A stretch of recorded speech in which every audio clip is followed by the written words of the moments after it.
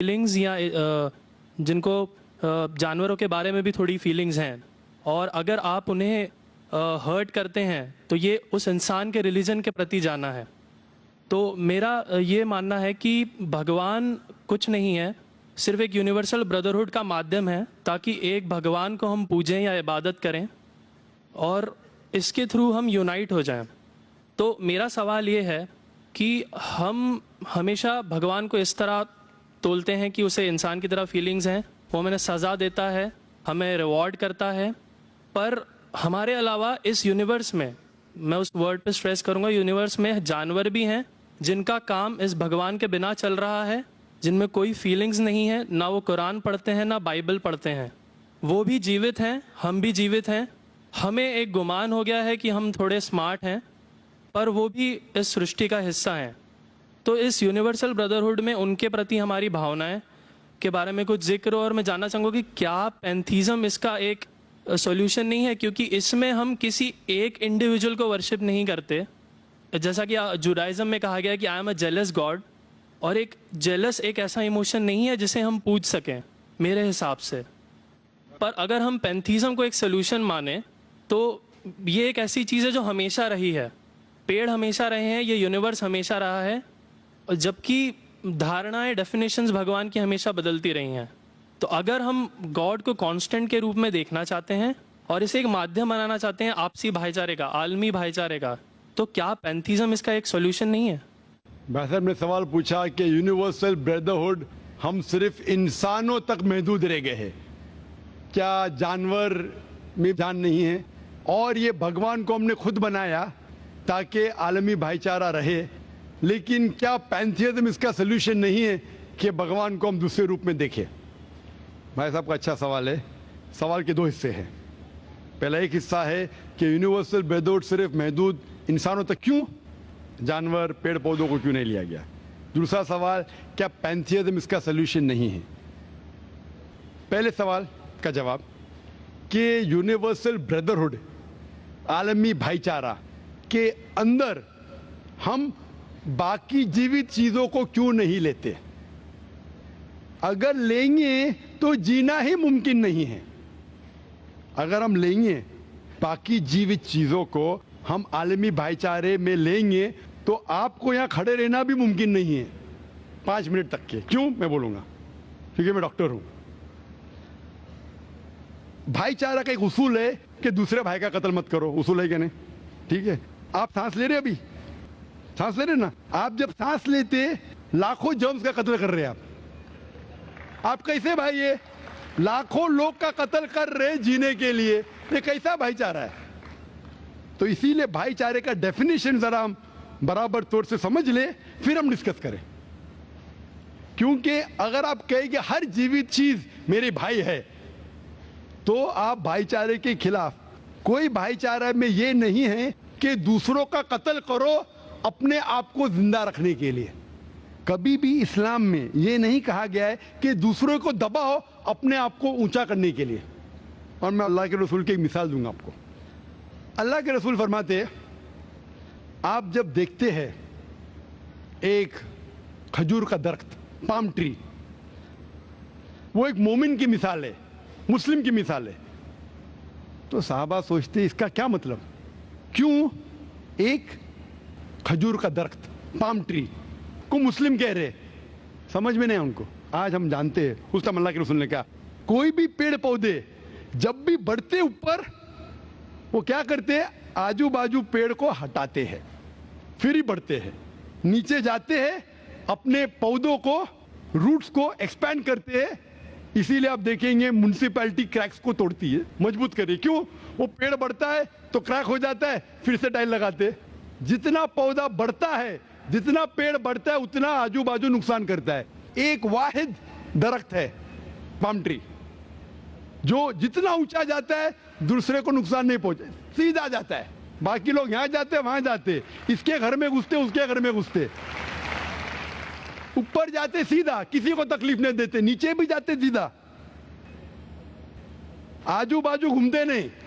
अगर आप अपने आप को बड़ा बनने के लिए दूसरों को दबाएंगे, ये मुस्लिम नहीं।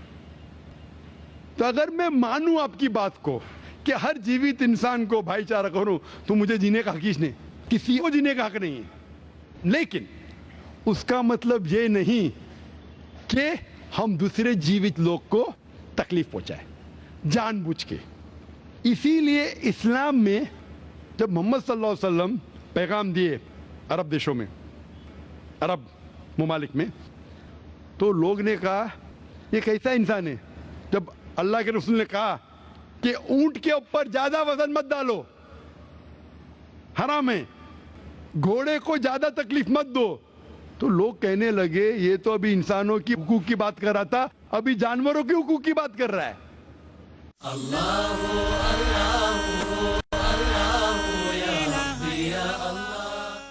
اللہ کے رسول فرماتے جب ایک شخص آگ اگاتا ہے، آگ کو بجھاؤ، کیوں؟ ادھر چیٹیاں مر رہے ہیں۔ اس کا مطلب جان بوجھ کے کوئی بھی جیوت چیز کو مارنا حرام ہے، صرف انجانے میں اجازت ہے یا جس کی اجازت خدا نے آپ کو دی ہے، جس کی اجازت دی ہے خدا نے۔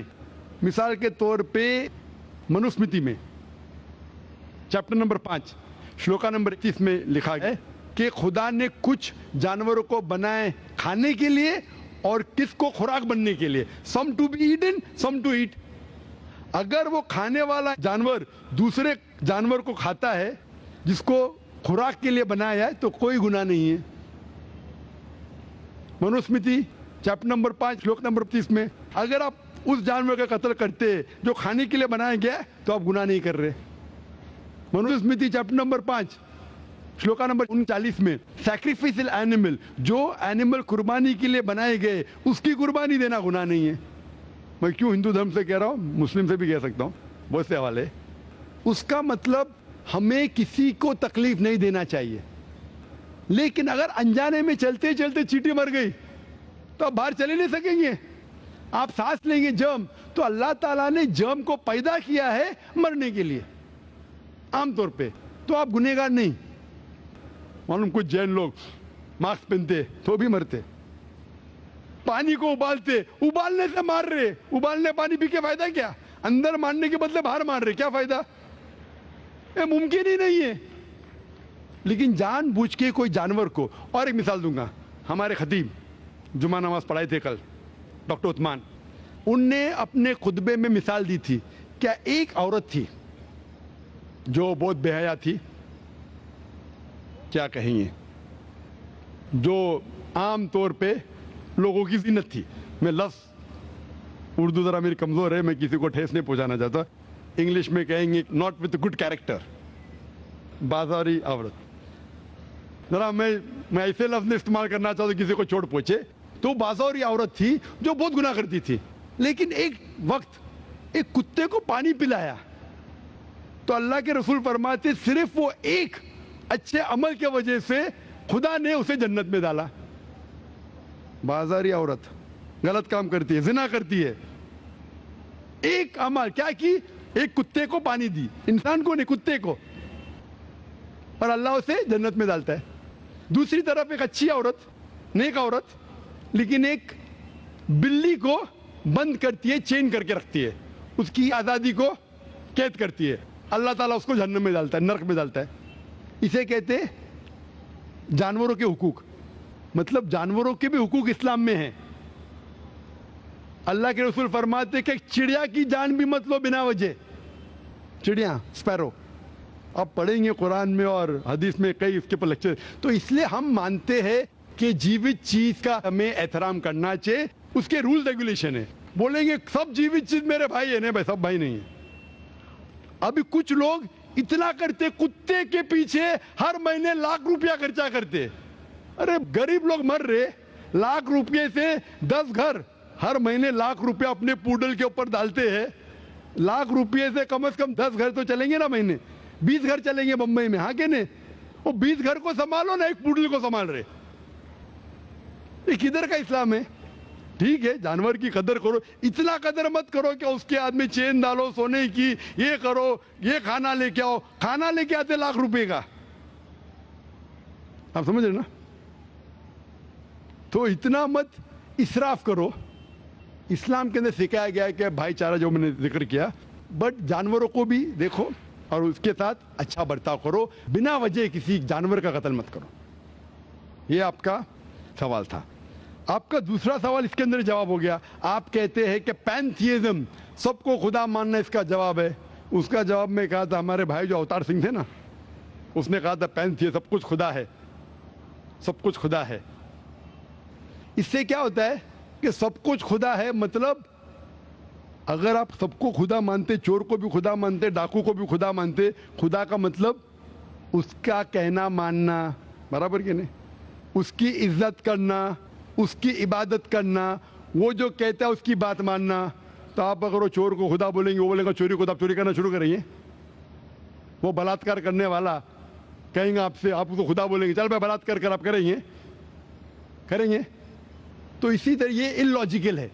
खुदा एक है और सिर्फ उसकी इबादत करना चाहिए। और ये जो फिलॉसफी है, ये फिलॉसफी जो आप बोल रहे किधर से आई, इसे कहते हैं एंथ्रोपोमॉर्फिज्म। क्या कहते हैं? एंथ्रोपोमॉर्फिज्म, मतलब गॉड ने हर चीज की शक्ल हासिल की। और इसके अंदर एक फिलॉसफी है कि खुदा इतना पाक, इतना नेक, वो जानता नहीं कि किस तरीके से इंसान को तकलीफ होती है। और ये एंथ्रोपोमॉर्फिज्म जो फिलॉसफी है, खुदा अलग अलग चीज में शामिल होते हैं। और कई मजहब, इस्लाम के अलावा कोई मजहब कहता है कि खुदा एक बार इंसान का रूप हासिल किया, कुछ मजहब कहते हैं अनेक बार। और उनकी लॉजिक है कि खुदा इतना पाक, इतना नेक, इतना महान, उसे पता नहीं इंसान की तकलीफ क्या है, इंसान को किस चीज का बुरा लगता है। इतना नेक, इतने पाक, इंसान को दर्द कैसा होता है, इंसान को तकलीफ कैसा होती है। तो ये खुदा जो नेक और पाक है, जानने के लिए इंसान के उसूल क्या होना चाहिए, वो इंसान का रूप धारण करते हैं। ये फिलॉसफी है एंथ्रोपोमॉर्फिज्म की। ऊपर से लगता है बहुत लॉजिकल है, खुदा इतना नेक, इतना पाक, इतना दयालु, वो जानता नहीं बेचारे इंसानों की क्या तकलीफ है, क्या मजबूरी है, क्या मुश्किलात है। तो इंसान का रूप धारण किया लिखने के लिए क्या इंसान के लिए अच्छा है बुरा है। ऊपर से देखे तो बहुत अच्छा लगता है, लेकिन तहकीक करेंगे मंतिक से तो एकदम ही गलत। मिसाल के तौर पे, अगर मैंने एक डीवीडी प्लेयर बनाया, डीवीडी प्लेयर, क्या मुझे जरूरी है कि मैं डीवीडी प्लेयर बनूं ये जानने के लिए डीवीडी प्लेयर के लिए क्या अच्छा है क्या बुरा है? जरूरी है? नहीं। मैं एक इंस्ट्रक्शन मैन्युअल लिखूंगा कि डीवीडी प्लेयर को प्ले करने के लिए डीवीडी डालो, प्ले का बटन दबाओ, स्किप करने का स्किप का बटन दबाओ, स्टॉप करने का स्टॉप का बटन दबाओ, पानी में मत डालो खराब हो जाएगा, ऊपर से मत फेंको खराब हो जाएगा। मुझे डीवीडी प्लेयर बनने की जरूरत नहीं। इसी तरीके से खुदा हमारा खालिक है, हमारा बनाने वाला है, हमारा पैदा करने वाला है, उसको इंसान बनने की जरूरत ही नहीं। वो क्या करता है? इंस्ट्रक्शन मैन्युअल लिखता है, इंसान के लिए क्या अच्छा है क्या बुरा है, क्या खाना चाहिए क्या नहीं खाना चाहिए, कैसा इबादत करना चाहिए। और इस खुदा का आखिरी इंस्ट्रक्शन मैन्युअल है कुरान। इस ईश्वर, इस भगवान, इस अल्लाह, इस खुदा का आखिरी इंस्ट्रक्शन मैन्युअल है कुरान। इस कुरान मजीद में लिखा है आपके लिए क्या अच्छा है क्या बुरा है, किस तरीके से जानवर से अच्छा बर्ताव करना चाहिए, किस तरीके से भाईचारा बढ़ना चाहिए, किस तरीके से गरीबों की मदद करना चाहिए, सब लिखा है इसमें। खुदा को खुद इंसान बनने की जरूरत नहीं, क्योंकि वो हमारा खालिक है, हमारा मालिक है। तो इसीलिए ये पैंथियज्म फिलॉसफी इज टोटली रॉन्ग। और वेद में किधर नहीं लिखा है, आप जाएंगे दूसरी किताबों में लिखा है, आप अगर देखेंगे मेरी कैसेट हिंदुइज्म एंड इस्लाम पे, लेकिन वो किताबें वेद से ऊंची नहीं है। वेद में सिर्फ लिखा है तौहीद के बारे में, एक खुदा के बारे में, एक कम सत्य विप्रा बहुधा वेदांते, खुदा एक है, उसको नाम इरादा दे सकते हैं आप, लेकिन खुदा एक है, उसकी सिफत आप बयान कर सकते हैं।